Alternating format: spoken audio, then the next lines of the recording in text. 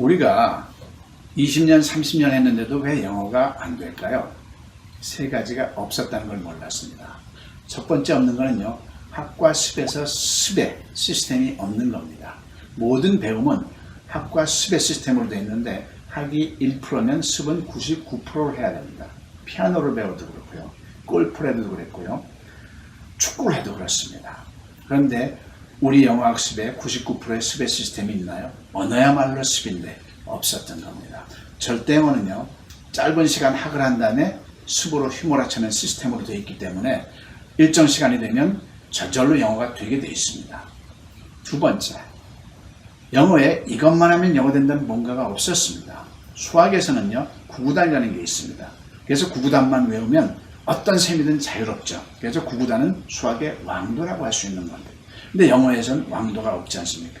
절대영어에서는 이것만 하면 영어 된다는 6P라는 게 있습니다. 그래서 6P에만 익숙하면 수학의 구구단하고 똑같거든요. 익숙하면 어떤 우리말이든지 영어가 자유롭게 나오는 거죠. 세 번째 없는 것은요, 한글에서 영어로 하지 않았습니다. 영어학습은요, 우린 지금까지 영어에서 한글로 해석하는 흐름으로 영어를 지난 100년 동안 지금 이 순간도 학습하고 있습니다. 이거는요, 영어를 한 게 아닙니다. 영어를 이해를 한 겁니다. 우리가 영어를 이해하려고 배웁니까? 말하려고 배웁니까? 당연히 말하려고 배우죠. 그러면 내 마음속에 있는 우리말을 입에서 영어로 나와야 되는 한글에서 영어로의 흐름으로 해야 되는 거죠. 절대어는 철저하게 한글에서 영어로의 흐름으로 구성이 되어 있습니다. 자, 절대영어를 통해서 자유로운 영어의 자연이 되지 않겠습니까? 모든 언어는요, 모든 대화라는 것은 묻고 답하기라는 이중체제로 구성이 되어 있죠. 그런데 답하는 것은 공부할 필요가 없습니다. 왜냐하면 내가 답을 하기 위해서 묻는 패턴은 어떤 언어이든지 간에 두 가지 패턴밖에 없습니다. 하나는 육하원칙이 의문사죠. 있느냐 없느냐입니다. 육하원칙이 없는 질문은 무조건 yes나 no로만 대답이 나오게 되어 있습니다.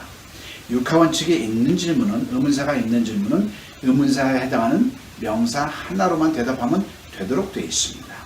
자, 그러면 이제 대답은 신경 쓸 필요가 없고 질문만 집중하면 되겠죠. 지금까지 우리는 쓸모없는 영어 공부를 너무 많이 했으니까 필요한 공부만 하자는 취지입니다. 자, 그러면 수천만 영어 질문을 어떻게 다루냐가 관건이죠. 우리말 서술어에 따라 정확하게 6가지 정형화된 패턴이 있습니다. 그래서 6P라고 명칭했고요. 이것만 하면 어떤 우리말이든지 영어가 자유롭게 되는 것입니다.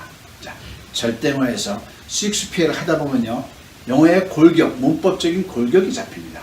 그래서 내신이나 수능, 토익에도 결정적인 영향력을 주게 되어 있습니다. 자, 절대영어에서 6P를 습부를 하면서 즐겁게 영어의 자유를 맛보지 않으시겠습니까? 영어를 학습하는 데 있어서 6가지 착각 속에 있습니다. 그 6가지 착각을 벗어나면 영어의 자유인이 됩니다. 첫 번째 착각은요, 스페링을 외우면 안 됩니다. 왜냐하면 스페링을 외우면 귀가 먹게 되어 있습니다.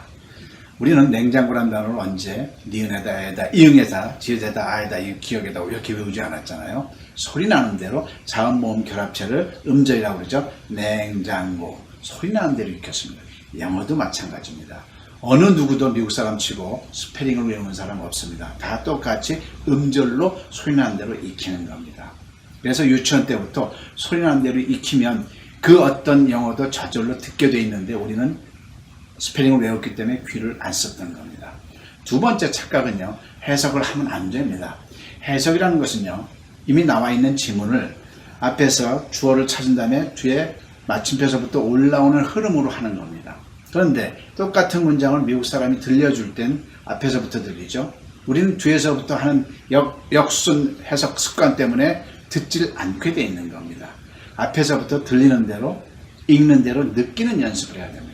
세 번째 착각은요, 영어 발음 절대 신경 쓰면 안 됩니다. 언어라는 건요, 발음 신경 쓰면서 겁이 나서 못하게 돼 있습니다. 발음 신경 쓰지 말고 용기 있게 거침없이 말을 해야 합니다. 미국 사람들이 우리말 발음 신경 쓰나요? 어눌하게 해도 우리가 다 알아듣잖아요. 마찬가지로 콩글리시로 해도 괜찮습니다. 자연스럽게 거침없이 하면 되고요. 영어 발음을 신경 써야 될 타이밍이 있습니다. 영어로 문장이 자유롭게 조합이 되면서부터 발음은 신경 쓰면 되는데 많은 문장을 빨리 말하는 연습을 하면 저절로 연음이 터지면서 좋아지게 돼 있는 겁니다. 네 번째 착각, 단어에 너무 집착하지 마십시오. 중학교 2학년 1학기 정도의 어휘 실력이면 충분합니다. 그런데 우리는 영어 공부한다 그러면 또 단어장을 수천 단어, 수만 단어 외우려고 하죠. 쓸 데가 없습니다. 영어 단어 외우기 이전에 문장의 골격을 먼저 익혀야 되는데 지금까지는 문장의 골격이란 말이 없었는데 절대어의 6PA, 6PS는 바로 문장의 골격입니다. 이거부터 한 다음에 의사들은 의학영어, 군인들은 군사영어, 자기한테 맞는 영어를 그때그때 외우면 되는 거죠. 다섯 번째, 영어 문장 암기할 필요가 없습니다. 특히 회화로 영어 문장 암기한다는 것은 굉장히 어리석은 행위입니다. 왜냐하면 내가 외운 문장은요, 그 문장을 써먹으려면 환경이 맞아야만 쓸 수 있는 거거든요. 그보다는 어떤 우리말이든지 영어로 할 수 있도록 해야 되는데 절대어의 6PA, 6PS가 그런 역할을 해주는 겁니다. 마지막으로 원어민에 대한 착각에서 벗어나야 합니다. 원어민들은 절대 우리들의 영어 실력을 이끌어줄 수 있는 능력이 없습니다. 왜냐하면 양국의 언어를 다 알아야 선생 노릇을 할 수 있는 겁니다. 그럼에도 불구하고 원어민들은 필요합니다. 어떤 위상으로 필요하냐면 복싱에서의 스파링 파트너라고 생각하면 됩니다. 그런데 그 스파링 파트너를 하기 위해서 내가 어느 정도 준비가 돼 있어야 되겠죠? 그러면 원어민하고의 스파링 하려면 내가 어떤 준비가 돼 있어야 될까요? 바로 영어로 질문이 가능해야 합니다. 영어로 질문이 가능한 다음부터는 내가 원어민을 이끌어갈 수가 있거든요.